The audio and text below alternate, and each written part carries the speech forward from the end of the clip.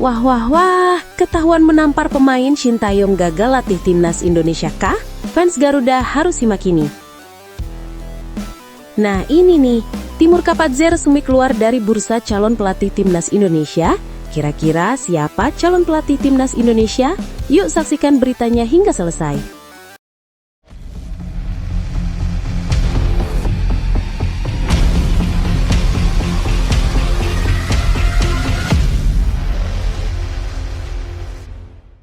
Mohon subscribe channel Timnasku Indonesia agar tidak ketinggalan informasi Timnas Indonesia. Shin Tae-yong tak lagi melatih timnas Indonesia. Isu masa depan Shin Tae-yong bersama timnas Indonesia kembali memanas setelah pernyataan mengejutkan keluar dari sang pelatih asal Korea Selatan. Dalam sebuah kesempatan, Shin Tae-yong dengan tegas menyebut bahwa dirinya tidak akan menjadi pelatih lagi jika benar terbukti melakukan kekerasan kepada pemain. Ucapan itu langsung membuat publik sepak bola Indonesia terkejut, sebab sebelumnya muncul video yang memperlihatkan Shin Tae-yong menampar pemain Ulsan HD dalam pertemuan pertamanya dengan skuad tersebut. Meski selama menangani timnas Indonesia, momen seperti memegang kepala, menepuk, atau menoyor pemain sudah dianggap guyonan oleh para pemain Garuda, rupanya hal yang sama justru diterjemahkan berbeda oleh pemain Ulsan HD. Kontroversi ini bermula setelah Shin Tae-yong didepak dari jabatan pelatih Ulsan HD pada 9 Oktober 2025. Padahal ia baru 2 bulan saja menangani tim tersebut. Pemecatan itu diiringi rumor kurang sedap. Mulai dari kabar bahwa Shin Tae-yong tidak akur dengan pemain senior, tuduhan kekerasan fisik maupun verbal, hingga gosip bahwa ia lebih memilih bermain golf setiap kali timnya menjalani laga tandang. Rumor demi rumor itu membuat nama Shin Tae-yong kembali jadi sorotan. Apalagi setelah ia sebelumnya sukses besar membentuk timnas Indonesia yang energik, cepat, dan disiplin. Situasi semakin panas setelah Jung Seung-hyun, pemain Ulsan HD yang tampil dalam video tersebut buka suara dan menyampaikan perasaannya.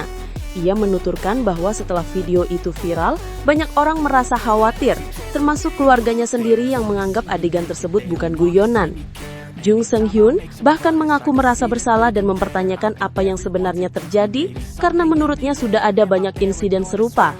Ucapannya membuat publik Korea makin yakin bahwa hubungan Shin Tae-yong dengan para pemain Ulsan HD memang tidak harmonis. Namun Shin Tae-yong langsung membantah bahwa dirinya melakukan kekerasan. Dalam acara K-League 2025 Awards di Swiss Grand Hotel Seoul, ia menegaskan bahwa Seung-hyun adalah murid kesayangannya, seseorang yang biasa ia ucapkan selamat ulang tahun atau ia ajak bertukar pesan ringan. Menurutnya, ekspresinya dalam video itu hanyalah bentuk kegembiraan berlebihan karena sudah lama tidak bertemu. Tapi Shin Tae-yong juga menyelipkan kalimat penting, bahwa jika ada pemain yang merasa tindakannya itu adalah penyerangan, maka ia menerima itu sebagai sebuah kesalahan. Bahkan ia menegaskan dengan sangat keras, jika saya benar melakukan penyerangan atau pelecehan verbal, saya tidak akan menjadi pelatih. Kalimat tersebut sontak membuat publik Indonesia tersentak. Pasalnya, Shin Tae-yong adalah sosok yang sangat diharapkan kembali melatih timnas Indonesia setelah masa baktinya sebelumnya berakhir. Banyak fans Garuda merasa bahwa Shin Tae-yong adalah sosok pelatih terbaik yang pernah menangani timnas Indonesia dalam 1 dekade terakhir. Gaya bermainnya yang disiplin, peningkatan fisik para pemain, serta hasil-hasil positif di berbagai turnamen menjadikan dirinya sangat dicintai publik. Namun kini peluang Shin Tae-yong untuk kembali melatih timnas Indonesia seolah menipis. Pernyataannya sendiri seakan menjadi pagar tinggi yang sulit ia lewati. Jika tuduhan itu terus berkembang, atau jika video tersebut dianggap sebagai bukti kuat, Shin Tae-yong bisa saja memilih mundur terhormat daripada memaksakan diri kembali melatih.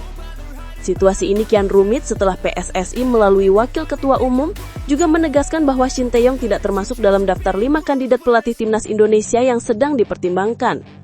Dengan kondisi ini, publik sepak bola Indonesia benar-benar berada pada fase dilema. Di satu sisi mereka ingin melihat timnas Indonesia kembali dilatih oleh sosok yang sudah terbukti membawa perubahan besar. Di sisi lain ada isu serius yang kini membayangi Shin Tae-yong dan membuat situasinya serba sulit. Bila benar Shin Tae-yong memutuskan untuk tidak melatih lagi akibat kasus ini, maka Indonesia harus rela kehilangan salah satu pelatih terbaik yang pernah singgah di negeri ini. Pada akhirnya, kasus ini membuka ruang diskusi besar tentang hubungan pelatih dan pemain, tentang batasan guyonan, dan bagaimana budaya berbeda bisa menimbulkan salah tafsir. Apakah Shin Tae-yong masih layak kembali ke timnas Indonesia? Ataukah sudah waktunya Indonesia mencari arah baru? Semua kembali pada pendapat masing-masing. Silahkan tulis opinimu di kolom komentar.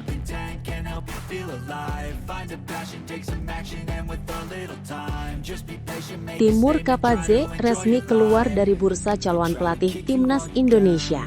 Kabar mengejutkan datang dari Uzbekistan dan langsung berimbas pada bursa calon pelatih Timnas Indonesia. Nama Timur Kapadze, sosok yang sempat ramai dibicarakan sebagai kandidat kuat pengganti Patrick Kluivert, kini resmi keluar dari persaingan. Pada Senin 1 Desember 2025, media Uzbekistan seperti Nova 24 mengonfirmasi bahwa Kapadze telah ditunjuk sebagai pelatih baru FC Navbahor.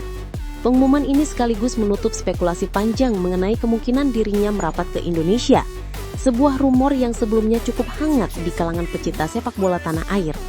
Dalam laporan itu disebutkan bahwa FC Navbahor dan Kapadze telah mencapai kesepakatan penuh.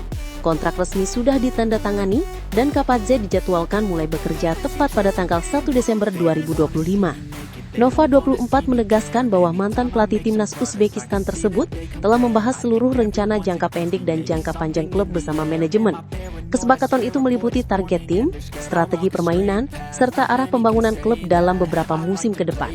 Dengan resminya pengangkatan ini, masa depan Kapadze semakin jelas. Ia memilih melanjutkan karirnya di Uzbekistan, bukan di Indonesia. Padahal sebelum kabar ini muncul, nama Kapadze sempat membuat heboh publik sepak bola Indonesia. Ia disebut sebagai salah satu kandidat pelatih Timnas Indonesia setelah kontrak Patrick Kluivert diputus pada Oktober 2025. Bahkan, Kapadze sempat terlihat mengunjungi Indonesia, sebuah momen yang langsung memantik spekulasi bahwa ia sedang membuka pintu negosiasi dengan PSSI. Namun kemudian terungkap bahwa kedatangannya tidak ada hubungannya dengan kursi pelatih Timnas Indonesia. Meski begitu, rumor tetap berkembang, terutama karena rekam jejak Kapadze dianggap sangat menterer. Sosok berusia 44 tahun itu memang bukan pelatih sembarangan. Sebelum mendekuni dunia kepelatihan, ia memiliki karir gemilang sebagai pemain, baik di level klub maupun timnas Uzbekistan. Ketika beralih menjadi pelatih, namanya semakin bersinar setelah berhasil membawa Uzbekistan lolos ke Piala Dunia 2026. Pencapaian itu membuatnya dipandang sebagai pelatih modern yang cerdas dan ambisius. Tidak heran jika PSSI dan publik Indonesia sempat menganggap Kapadze sebagai calon ideal untuk membangun timnas Indonesia menuju level yang lebih tinggi. Namun, perjalanan karirnya tidak selalu mulus. Setelah membawa Uzbekistan lolos ke Piala Dunia, ia justru digeser menjadi asisten pelatih karena federasi memilih menunjuk legenda Italia, Fabio Cannavaro, sebagai pelatih utama. Meski begitu, Kapadze masih berharap bisa mendapat kesempatan kembali menjadi pelatih kepala. Di sisi lain, PSSI rupanya tidak memasukkan namanya dalam pertimbangan untuk melatih timnas Indonesia. Bahkan, ketika Kapadze membuka peluang untuk ke Indonesia, federasi tetap memilih untuk fokus pada pelatih lain yang dianggap lebih sesuai dengan kebutuhan tim saat ini. Kini, dengan penunjukan resmi sebagai pelatih FC Navbahor, spekulasi pun menguap begitu saja. Kapadze memilih jalan yang jelas, kembali berkarya di kompetisi domestik Uzbekistan dan membangun salah satu klub yang sedang mencari stabilitas. Navbahor sendiri mengakhiri Uzbekistan Super League 2025 di peringkat 7 dari 16 tim. Posisi yang cukup aman, tetapi masih jauh dari kata memuaskan. Kehadiran Kapadze diharapkan menjadi angin segar untuk membangun tim agar tampil lebih kompetitif musim depan. Kepergian Kapadze dari bursa calon pelatih timnas Indonesia membuat pertanyaan baru muncul. Siapakah sebenarnya sosok yang benar-benar pantas memimpin Garuda?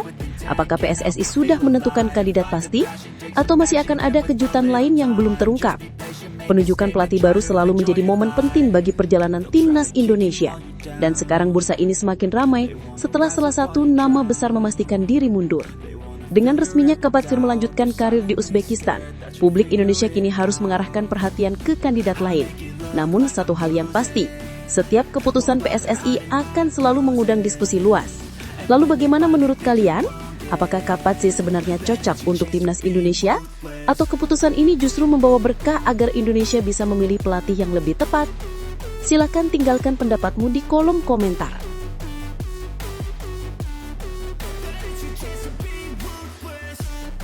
Claudia Schoenemann dilepas FC Utrecht ke SEA Games 2025 di Thailand. Kabar baik datang dari sepak bola putri Indonesia menjelang gelaran SEA Games 2025 di Thailand. Salah satu talenta muda paling bersinar, Claudia Schoenemann, akhirnya resmi dilepas oleh klubnya, FC Utrecht Vrouwen, untuk memperkuat Garuda Pertiwi di ajang multi-event terbesar se-Asia Tenggara tersebut. Keputusan ini disambut antusias oleh publik tanah air, sebab Claudia selama ini menjadi salah satu pemain yang sangat diharapkan mampu mengangkat kualitas lini depan timnas Indonesia Putri. Pelatih Akira Ijiri pun kini bisa bernafas lebih lega, karena salah satu pemain paling menjanjikan dalam skuadnya dipastikan hadir. Claudia sendiri menunjukkan semangat yang luar biasa tinggi jelang SEA Games. Pemain berusia 16 tahun itu menegaskan bahwa dirinya siap memberikan segalanya untuk merah putih. Ia menyebut target Indonesia jelas, emas. Namun Claudia tetap menekankan bahwa semua harus dimulai dari fokus, kerja keras, dan proses yang matang. Menurutnya, Indonesia wajib menaruh target tinggi sebagai motivasi, tetapi tetap realistis dalam setiap langkah agar tidak mengulang kesalahan kecil yang dapat merugikan tim. Sebelumnya, status Claudia untuk tampil di SEA Games sempat berada dalam ketidakpastian.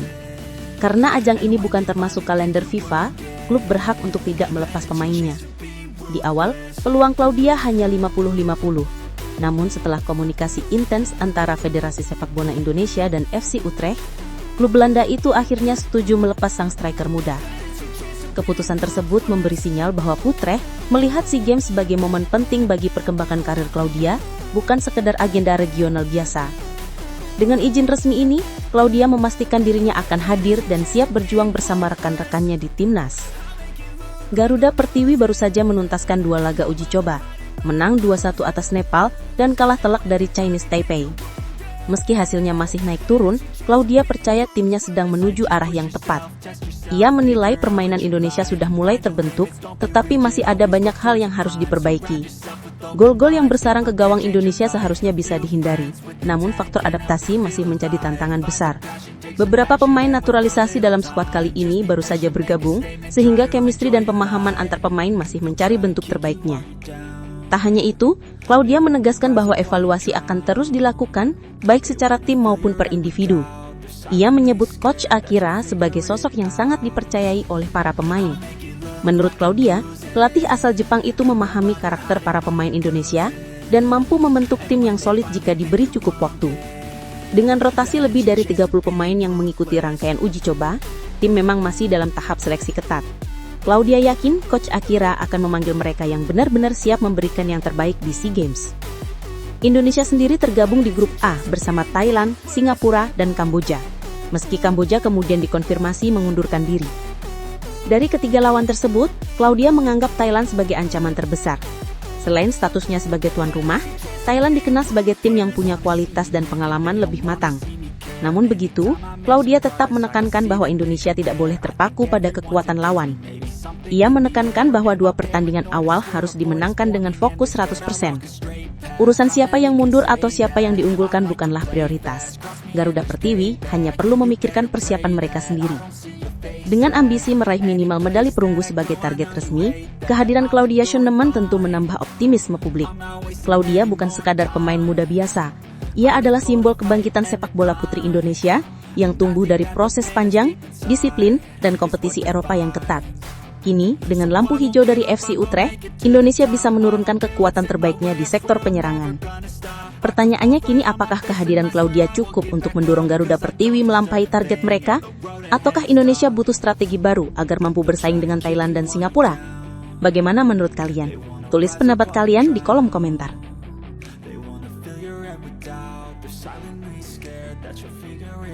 2 dari 5 calon pelatih timnas Indonesia sudah ketahuan. PSSI ungkap sosoknya. Bursa calon pelatih timnas Indonesia memasuki babak baru setelah 2 dari 5 kandidat yang selama ini dirahasiakan PSSI akhirnya mulai terkuak. Nama pertama adalah Giovanni van Bronckhorst, asisten pelatih Liverpool yang sejak awal memang ramai dibicarakan publik. Nama kedua yang muncul adalah John Herdman, mantan arsitek timnas Kanada yang membawa negaranya tampil di Piala Dunia 2022.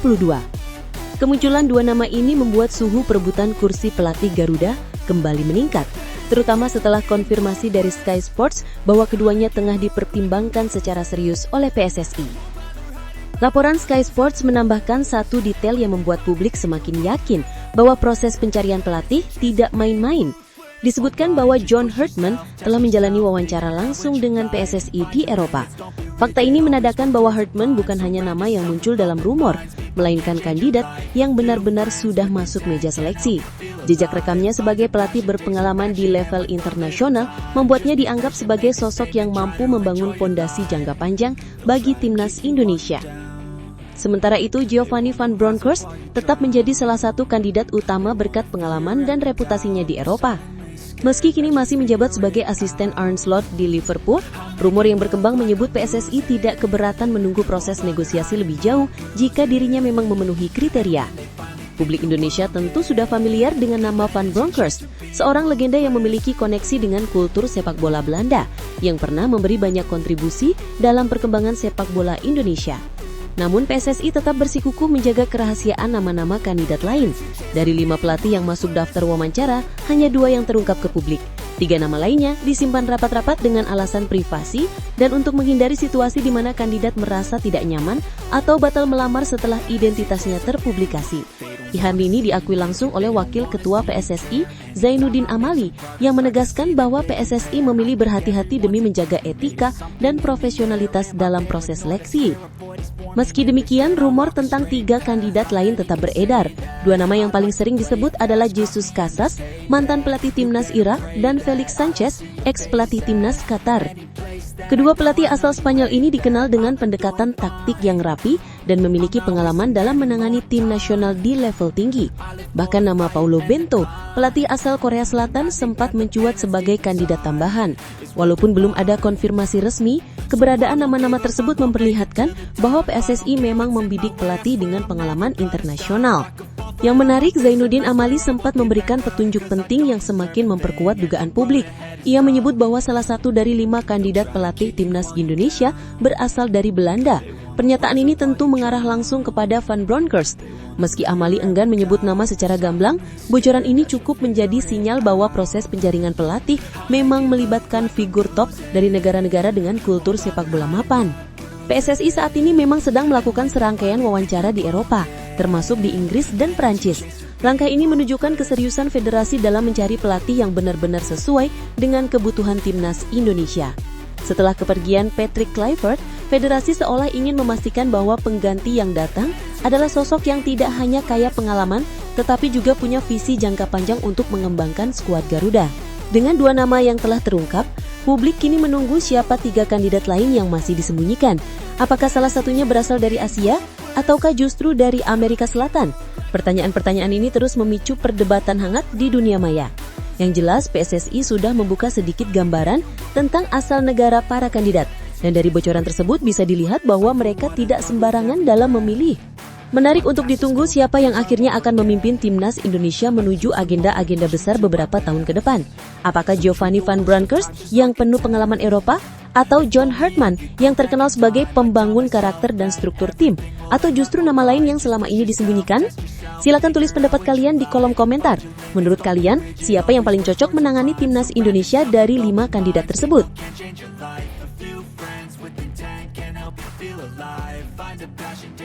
Sosok John Herdman yang juga diwawancarai PSSI di Eropa. Bursa pelatih timnas Indonesia kembali memanas dan kali ini muncul satu nama yang benar-benar mengejutkan publik sepak bola tanah air. John Herdman, sosok yang pernah membawa timnas Kanada tampil di Piala Dunia 2022 itu, tiba-tiba disebut sebagai kandidat kuat dan bahkan dikabarkan sudah menjalani wawancara langsung dengan PSSI di Eropa. Kehadiran nama Herdman seolah mengubah peta persaingan calon pelatih yang sebelumnya dikuasai oleh gosip kedatangan Giovanni van Bronckhorst. Isu ini pertama kali mencuat lewat laporan jurnalis Sky Sports, Dharmesh Sheth, yang menyebut 2 nama tengah dipertimbangkan PSSI, yaitu Giovanni van Bronckhorst dan John Herdman. Yang membuat publik terkejut adalah fakta bahwa Herdman disebut sebagai kandidat yang paling aktif bergerak dalam proses seleksi.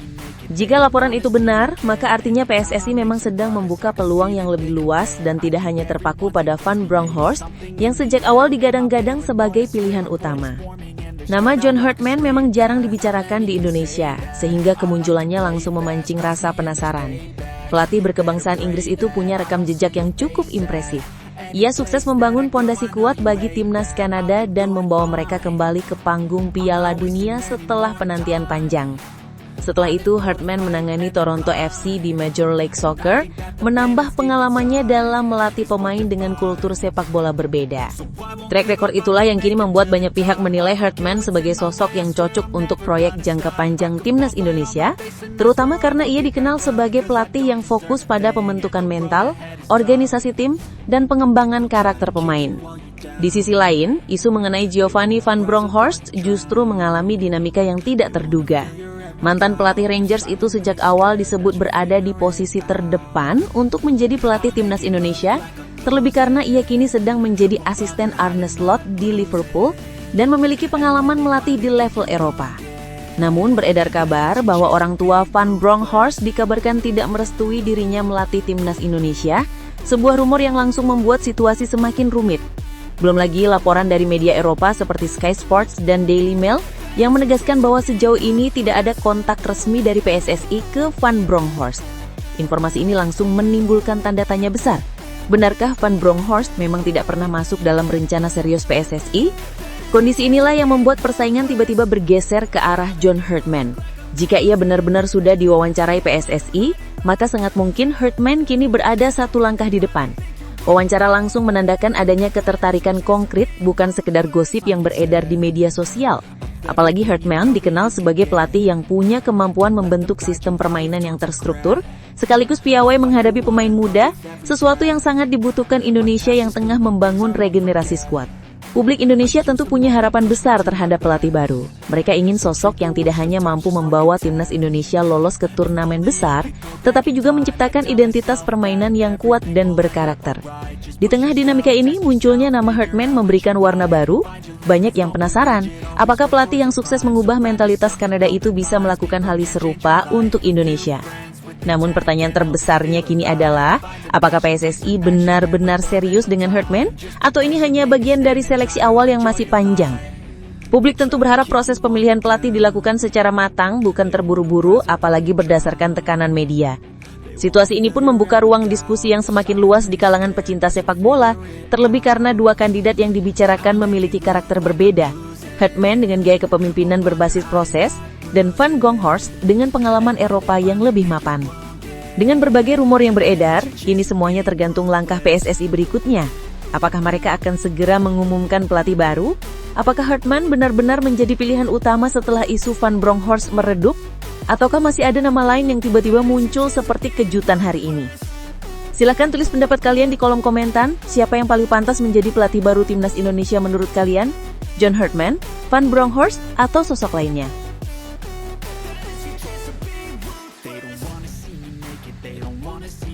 Audisi pelatih baru, Erick Thohir diharap tak tersandung lagi. Gelombang perubahan tengah menyelimuti persepakbolaan Indonesia. Setelah kegagalan yang menyakitkan bersama Patrick Kluivert dan ambisi yang runtuh untuk melangkah ke Piala Dunia, PSSI kini memasuki fase krusial, audisi pelatih baru timnas Indonesia. Istilah audisi rasanya bukan berlebihan, mengingat federasi kini benar-benar berjalan hati-hati, pelan namun penuh tekanan. Banyak yang berharap Ketua Umum PSSI Erick Thohir tidak kembali tersandung dalam memilih nahkoda tim nasional. Karena publik sudah letih dengan janji besar yang tak sejalan dengan hasil nyata. Kekecewaan publik begitu besar. Nama besar Patrick Kluivert yang awalnya dieluk-elukan ternyata tidak mampu meneruskan fondasi yang sudah dibangun Sintayong. Harapan masyarakat untuk melihat Indonesia tampil pertama kali dalam sejarah di Piala Dunia kembali terkubur. Kekalahan ini tidak hanya memukul mental supporter, tetapi juga memantik amarah yang selama ini terpendam. Erick Thohir yang dulu dipuji karena jejaring internasionalnya, kini menjadi sasaran kritik. Kursinya sebagai ketua umum tidak lagi terasa nyaman, apalagi muncul aksi-aksi massa yang datang langsung ke kantor PSSI untuk menuntut perubahan. Di sisi lain, kombinasi jabatan yang dipegang Erick sebagai Menpora sekaligus Ketum PSSI membuat situasi semakin rumit. Walaupun mendapat restu dari Presiden Prabowo dan FIFA, publik menilai rangkap jabatan ini justru membuat Erick kewalahan. Buktinya terlihat dari polemik target medali SEA Games 2025 yang simpang siur. pembatasan anggaran, hingga absennya timnas Indonesia pada agenda FIFA Matchday November. Tanpa laga internasional, target Erik untuk membawa Indonesia menembus peringkat 100 besar dunia berubah menjadi sekadar slogan kosong. Tak heran Ultras Garuda sampai meneriakan Erick Thohir out sebagai wujud kekecewaan yang menggunung. Kritik juga berdatangan dari berbagai elemen supporter. Mereka tidak hanya mempertanyakan rangkap jabatan, tetapi juga gaya komunikasi Erick Thohir yang dianggap tidak konsisten. Ketika timnas kalah, Erik jarang tampil dan lebih sering mengalihkan sorotan kepada anggota Exco seperti Arya Sinulinga. Namun ketika tim menang, Erik justru muncul lebih dulu hingga dianggap mengambil panggung dari tim. Pola seperti ini membuat hubungan PSSI dengan supporter semakin berjarak. Bahkan dianggap tidak menghargai para pendukung yang selama ini menjadi tulang punggung atmosfer sepak bola nasional.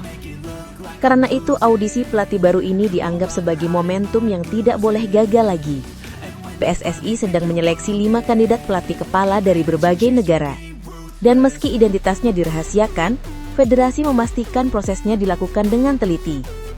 Satu kesalahan lagi, maka kepercayaan publik bisa benar-benar hilang.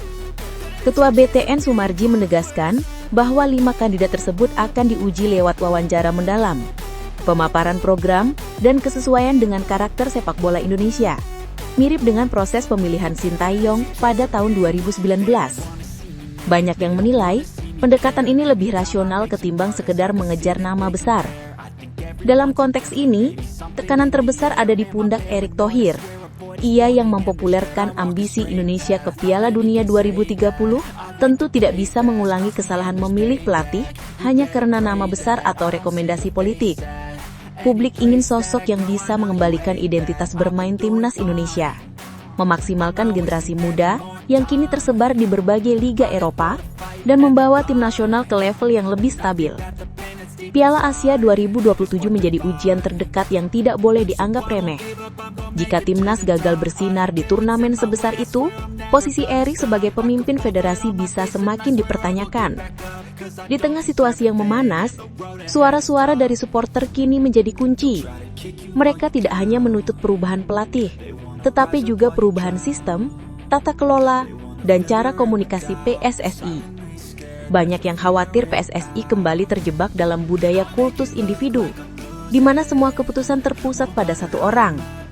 Hal ini dinilai berbahaya, karena federasi seharusnya bekerja dengan sistem yang sehat, bukan bergantung pada dominasi satu figur.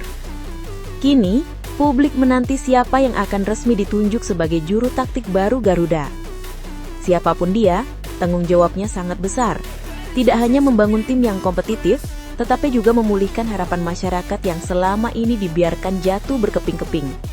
Apakah Erick Thohir mampu belajar dari kesalahan? Ataukah babak baru ini justru menjadi ujian terbesar dalam karir kepemimpinannya? Silahkan tulis pendapat kalian di kolom komentar.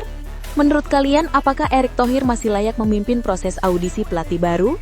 Dan siapa yang paling tepat memegang tongkat komando timnas Indonesia?